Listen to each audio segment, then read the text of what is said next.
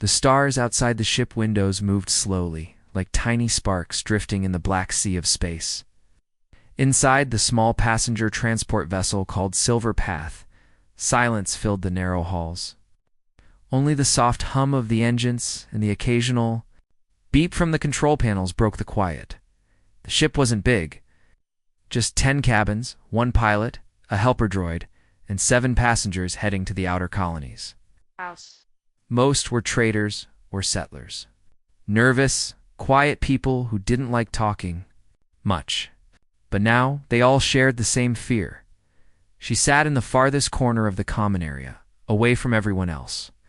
Her arms were bound in glowing cuffs. Her body was wrapped in a strange suit that looked like it was part armor, part prison.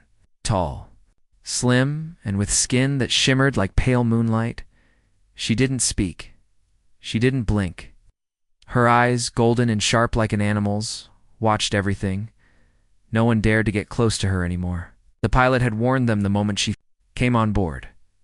She bit the last 3 passengers on the last transport, he said. 1 lost a finger. 1 needed surgery. The other's still in the hospital. Do not talk to her. Do not approach her. She's dangerous. Everyone listened. They ate their meals on the opposite side of the room.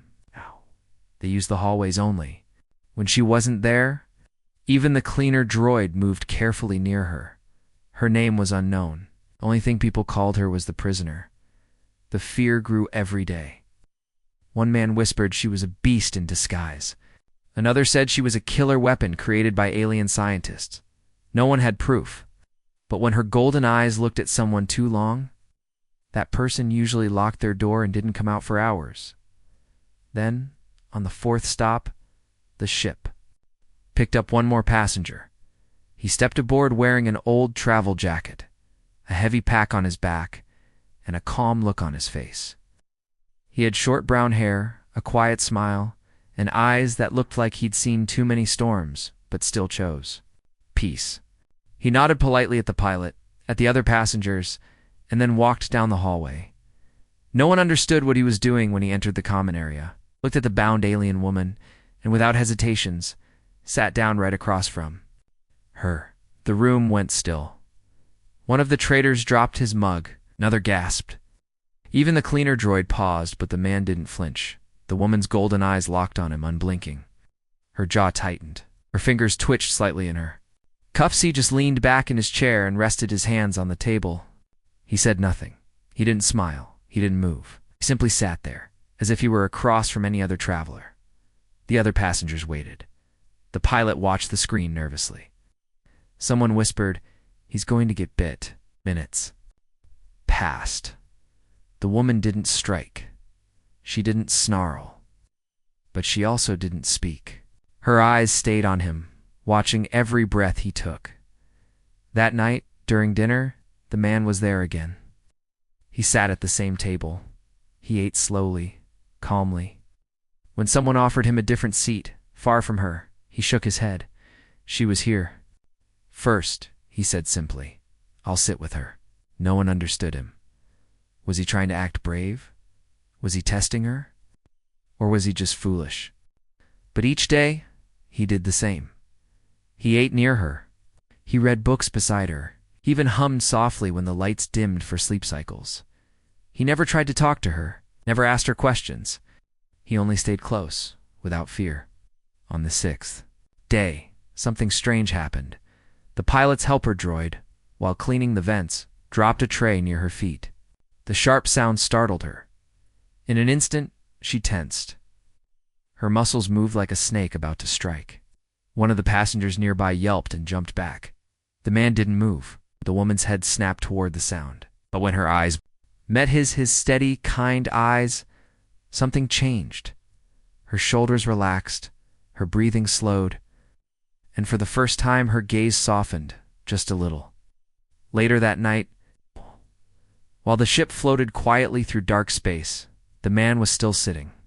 Near her, the others had gone to bed. Only the dim blue lights glowed above. The cuffs on her wrists pulsed faintly. She looked at them, then back at him.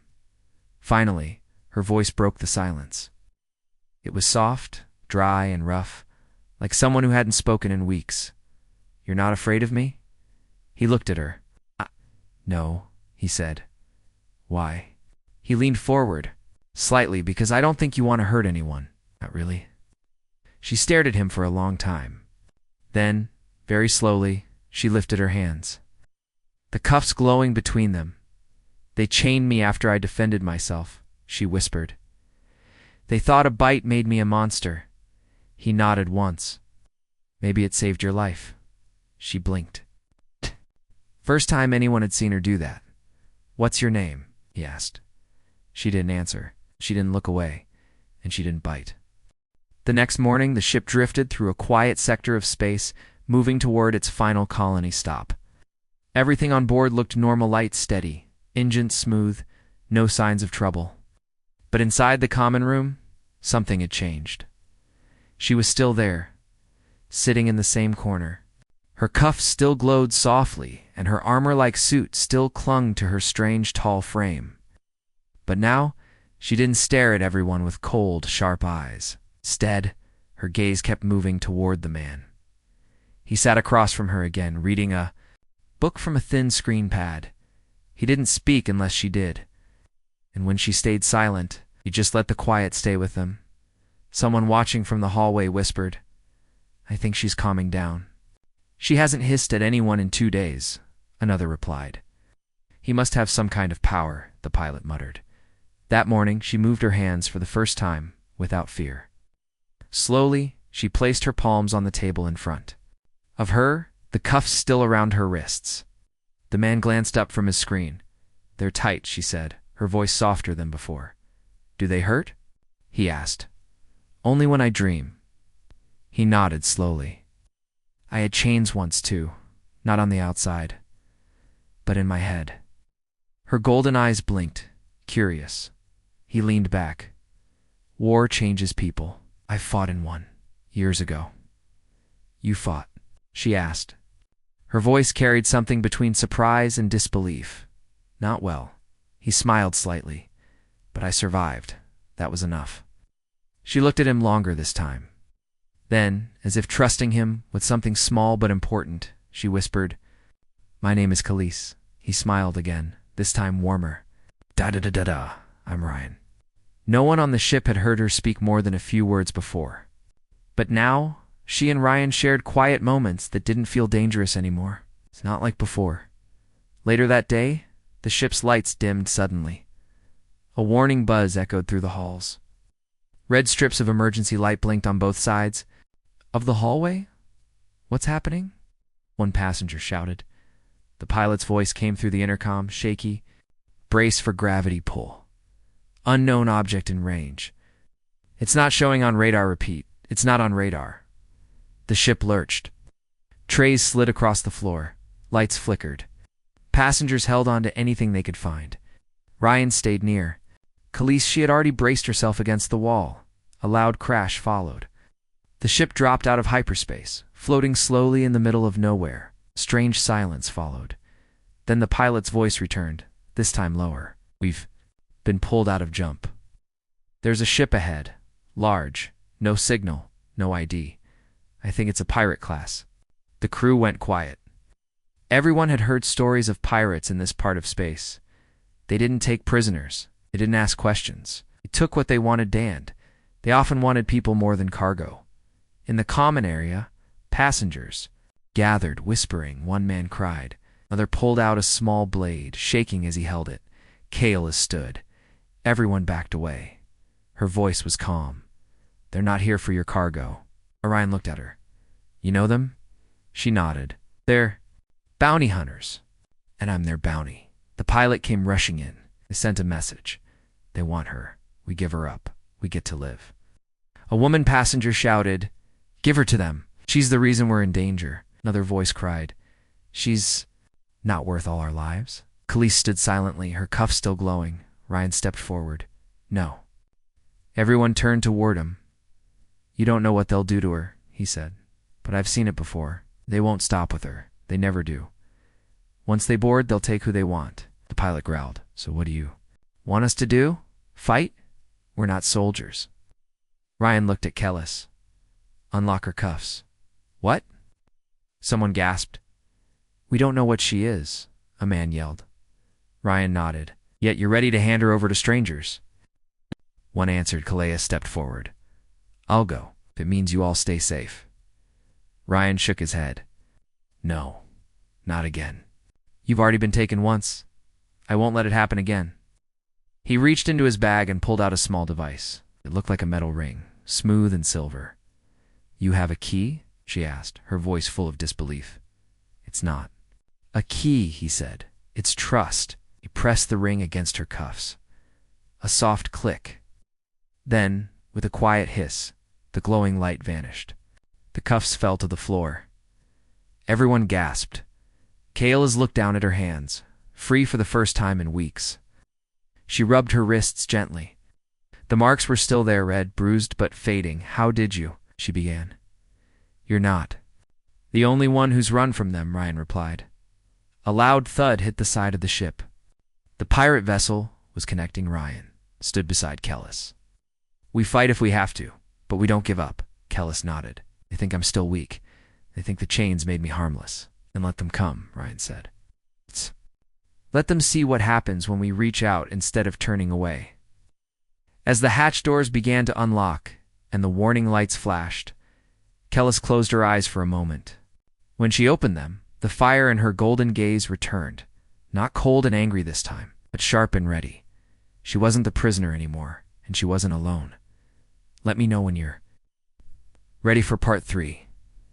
950 words. The ship's hull trembled as the pirate vessel fully locked onto it. Loud metal clanks echoed through the halls, one after another, like heavy footsteps approaching. Passengers held their breath. Some cried, some hid, others just froze in the common area. Ryan stood next to Kellis's.com, but focused. She was free now, and though her armor still looked damaged and worn, her stance had changed. She stood taller, stronger. What are they going to do? A woman whispered. Depends, Ryan said without turning. If they think we're scared, they'll take everything. And if they think we'll fight, they'll test us first. Okay? Loud hiss came from the hallway. The inner hatch doors slid open. 3 figures stepped through. All wore dark armor with red visors. The lead one held a strange rifle that clicked and buzzed softly. They walked in like they owned the ship. Of them scanned the room, then pointed straight at Kellis. Target located, he said in a robotic voice. Return the property, and the rest of you may live. Kellis didn't move. Ryan stepped forward. She's not property. The lead pirate tilted his head slightly. Not your choice. She belongs to the Voltari Syndicate. Marked and sold. Return her. The word sold made Kellis flinch. Ryan noticed but said nothing. Instead, he took a step closer to the pirates. She's free now, and she's not going with you. The pirate raised his weapon. Final warning, Kellis. Moved in less than a second, she crossed the space between them. Her hand grabbed the rifle, twisted it upward, and sent it flying into the ceiling. Her elbow struck the pirate's helmet, cracking it. The other 2 tried to fire, but Ryan was already behind them, swinging a metal bar into one's knee. Screams, sparks, gunfire. Passengers ducked behind walls. The pilot shouted from the bridge. Security lockdown initiated. Khalees moved like a storm. Every motion was fast, clean, and full of power. One pirate tried to stab her with a blade. She caught his wrist, twisted it, and sent him crashing into a wall. Her eyes glowed gold for a brief moment, just enough to make the last one freeze in fear. He turned and ran. Ryan stood beside her, breathing hard but unharmed. You didn't tell me you could move like that, he said. She smiled. Just a little, you didn't ask. Suddenly, a new voice crackled through the ship's speakers. It was deep, cold, and filled with pride. Impressive, Kellis. No, you've still got the fire. Her eyes narrowed. Corin. Ah, the voice replied. You remember me? I see you've made friends with a human. How? ... Sad. Ryan looked confused. Who is that? She didn't look away from the speaker. Corin was the one who led the team that captured me. He's not a bounty hunter. He builds weapons, and he built me. The crew watching from the shadows gasped. Ryan frowned. You're not a weapon. To him I was, she said. The voice laughed. She's correct. I enhanced her, upgraded her, gave her gifts no one else has, and now she belongs to me. Khalees raised her head. You'll never take me again. We'll see, Corrin replied. Can't fight forever. But I do enjoy watching you try. The signal cut. Kale is turned to Ryan. He'll send more, and next time they won't be easy. Then we make sure we're ready. She looked around. The passengers stared at her now, but not with fear. Not anymore. Instead, they looked at her like she was something strong, someone who had protected them. A young boy stepped forward from behind a table. Are you going to stay? Kellis blinked. Phil, let me. The boy nodded. I want you to. Ryan smiled. Seems like you have fans. The pilot came out next. His face was tired, but serious. We're not soldiers. But if you think you can help us survive this, then you're welcome to stay. Unchained. Kellis nodded. I'll fight. Not because you trust me, but because he did. She looked at Ryan, and for a moment, something unspoken passed between them. It wasn't love. It wasn't duty. It was something deeper and understanding between two people who had been broken, and now stood strong together. We'll need supplies, Ryan said. Shields, power tools, anything we can use. Can we scan the pirate ship while there? Docked. Already on it, the pilot replied. Good, Kellis added. They don't expect resistance. They'll think this ship is weak, so we surprise them, someone asked. Double quotes. No, Ryan said.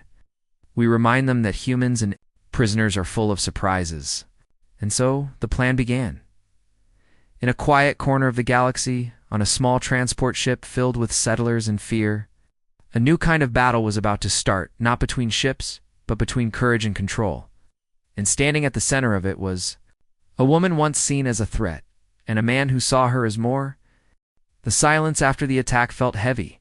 Outside, the pirate ship remained connected to the silver path, like a shadow waiting to strike again. But inside the transport, something had changed. The passengers, once scared and unsure, now followed Ryan and Kellis without question. They had seen what she could do. More importantly, they had seen her protect them. We don't have much time, Ryan said, standing near the control panel. Corrin's voice was too confident. He's planning something. The pilot nodded. We've scanned their ship. It's big. 2 more squads are on board. They didn't send them right away. Maybe they were watching how we'd respond. Then we hit them before they send in more, Kellis said. She wasn't speaking as a prisoner anymore. Her voice was steady, her steps firm. She moved like someone who had stopped running. Ryan looked around the room. We'll need to seal the corridors and force them to come through one entry point. Make it narrow. They'll have numbers, but we'll have control. A trader stepped forward. We have welding tools and old crates. Can block most paths. Do it, Kellis, replied. The pilot added. Our energy core is weak. If they hit the center of the ship, we'll lose life support. Then we protect the core at all costs, Ryan said. While others worked on sealing off the hallways, Kellis and Ryan entered the storage room. Inside, they found old armor pieces, a few battery packs, and some strange tech boxes no one had. Touched in years? These aren't from Earth, Ryan said, pointing to the alien symbols on the crates. No, Kellis whispered, brushing her fingers over one. They're from my people, before I was taken. She opened one of the boxes. Carefully. Inside was a folded black suit with a soft glow around its edges. She picked it up slowly, almost like she was touching a memory. Is that yours? Ryan asked. She nodded. I wore this once, before they changed me. Does it still work? Only one way to find out? She turned around. Ryan gave her space, looking away to give her privacy. A few moments later, when she stepped back out, she looked different. The suit fit her perfectly, as if it had waited for her return. Her eyes looked brighter, her steps more fluid. How does it feel? Ryan asked. Like I'm myself again, she said softly. Suddenly, the lights above flickered red. There. Moving, the pilot's voice called through the ship. They've opened their side of the airlock. Ryan and Kellis rushed back to the main hall. The crew had created barricades using crates, tools, and loose metal. They had set up one narrow path from the pirate ship into the common area.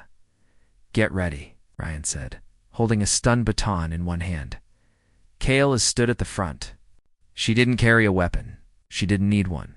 The first pirate came through fast, shouting, holding a blaster. Khalees dodged his fire, then spun and knocked him out with one strike.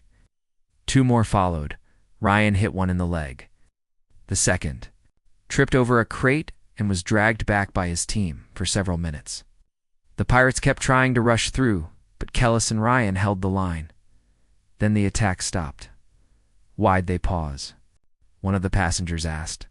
"They're changing tactics," Ryan said. He was right. From the hallway came a low humming noise. Then rolling toward them came a small drone, round metal and glowing blue. "They're sending in a pulse." "Drone!" Kellis yelled. "It'll knock out our power." Before anyone could react, Kellis leaped over the barricade, ran toward the drone, and kicked it hard. Slammed into the wall and exploded with a short, loud blast. Smoke filled the hallway. When she returned, her arm was smoking slightly, but she was smiling. "What now?" Ryan asked. She turned serious. "Corin will come next. You won't trust his soldiers anymore." "Good," Ryan said. "Let's welcome him." They reinforced the defenses. The passengers handed out tools, shields, even pipes to those willing to help. Fear was still there, but now it mixed with something else. Hope. Finally. The hallway lights dimmed again. Slow. Loud steps echoed toward them, and then they saw him, Corin. Taller than the others, wearing armor that looked like it was. Made from dark stone and fire, he stepped into view. His face was hidden behind a mask. His voice echoed coldly. "You've made this difficult, Khalees."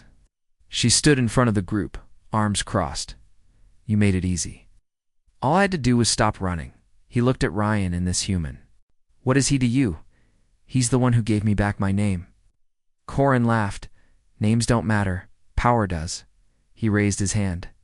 A glowing blade formed around it. "Then come find out what real power looks like," Kellis replied. As he stepped forward, Ryan joined her. "I've got your back," he said. She nodded. "And I've got yours." Corin moved fast, but not faster than Kellis. Their clash was loud, full of sparks and light. Ryan blocked two incoming pirates while shouting directions to the others. It was a fight not just for control, but for freedom, and this time, Khalees wasn't alone. The fight was fierce. Sparks flew from clashing weapons. Metal hit metal. Kellis moved like a shadow, swift and strong. Corin, the leader of the pirates, was no ordinary opponent. His dark armor seemed to absorb light, making him hard to see. But Khalees did not back down. Ryan fought alongside her, using a heavy pipe to keep the other pirates at bay. His moves were rough, but determined. Every time a pirate came close, he swung hard, buying time for Khalees. The passengers, once afraid, now helped too. Some threw tools, some grabbed broken pieces of metal. They weren't trained fighters, but they had courage. Kellis's eyes glowed bright gold as she focused. With a sudden burst of speed, she closed the distance between her and Corin. Their weapons clashed, sending shock waves through the corridor. Corin snarled, his voice filled with anger. "You cannot win, Khalees. You are my creation." "I'm more than what you made me to be," she replied, dodging a powerful strike. The battle moved through the ship's narrow halls, the sounds echoing like thunder. Ryan blocked a pirate trying to sneak behind them. He grunted as the pirate's blade grazed his arm, but pushed back harder. Kellis saw the ship's energy core ahead, bright and glowing behind thick glass. If Corin got there, he could shut down life support for everyone. She shouted to Ryan, "Stop him!" Corin pushed past the pirates fighting Ryan and ran toward the core. Kellis sprinted after him. The corridor was tight. Corin's steps were heavy, but Kellis's were light and quick. When she caught up, Corin reached out to smash the control panel. Kellis grabbed his arm, twisting it hard. Corin hissed and spun to face her. "You won't take this ship," she said. Korin, single quotes, eyes flashed red behind his mask. "You belong to me. You will obey." Kellis shook her head. "I belong to no one." With all her strength, she pushed Corin back. He stumbled but recovered quickly. Then, the glass around the energy core cracked. Ryan arrived just in time, grabbing a heavy wrench and smashing a nearby console. Sparks flew. The corridor lights flickered. "Khalees, we need to disable the core's override," Ryan yelled. Khalees nodded and ran to the side panel. Her fingers moved quickly over the controls. The core's glow dimmed, but did not shut off. Corin charged again. This time Kellis dodged and delivered a strong kick that sent him into the wall. "Enough!" she shouted. "Leave this place." Corin laughed, but his steps slowed. The fight was wearing him down. Outside the corridor, the other passengers cheered as the pirates retreated. Some tried to escape through the side doors, but the crew blocked them. Finally, Corin fell to his knees. Defeated, Kalis stood over him. Breathing hard but steady. "This ship is mine now," she said quietly. Ryan approached, holding out a hand to help her up. "We did it," he said. Kalis smiled for the first time, not a quiet one, but a real smile. "Not alone," she replied. The pilot came out of the bridge, tired but relieved. "I never thought we'd make it," he said. "But you too. You saved us." The passengers gathered around, no longer afraid. Kellis looked at them, seeing hope where there was once fear.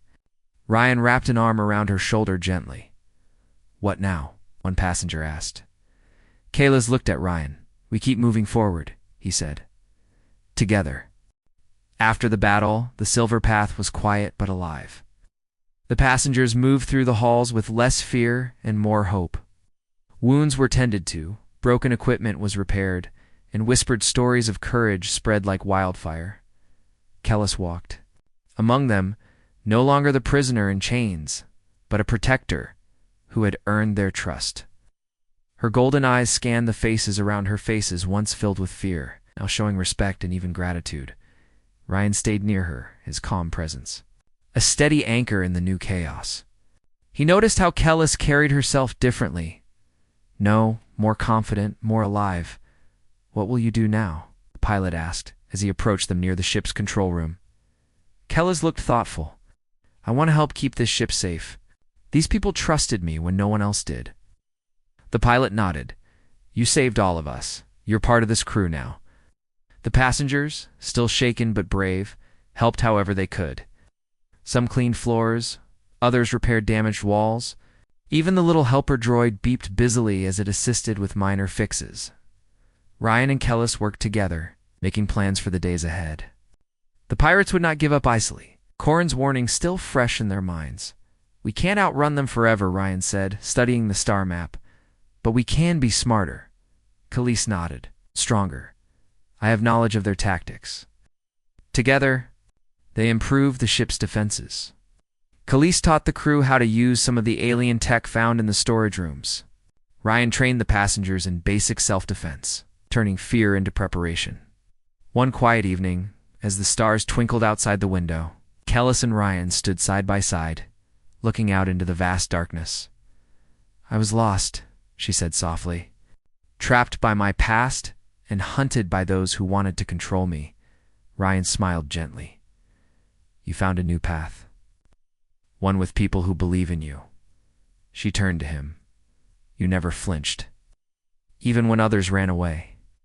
Sometimes, he said, all it takes is one person to reach out. They stood together in silence, the weight of the journey behind them and the unknown ahead. The Silver Path hummed softly, ready to carry them forward as the ship sailed deeper into space. Khalees whispered, "This is only the beginning." Ryan squeezed her shoulder, "And we'll face it together." The galaxy was vast and full of dangers, but also full of hope. On this small ship, a human and an alien showed what trust and courage could do. The story of the last 3 bitten passengers was no longer one of fear, but one of strength and friendship. And so, with hearts steady and eyes bright, they looked toward the stars, ready for whatever came next.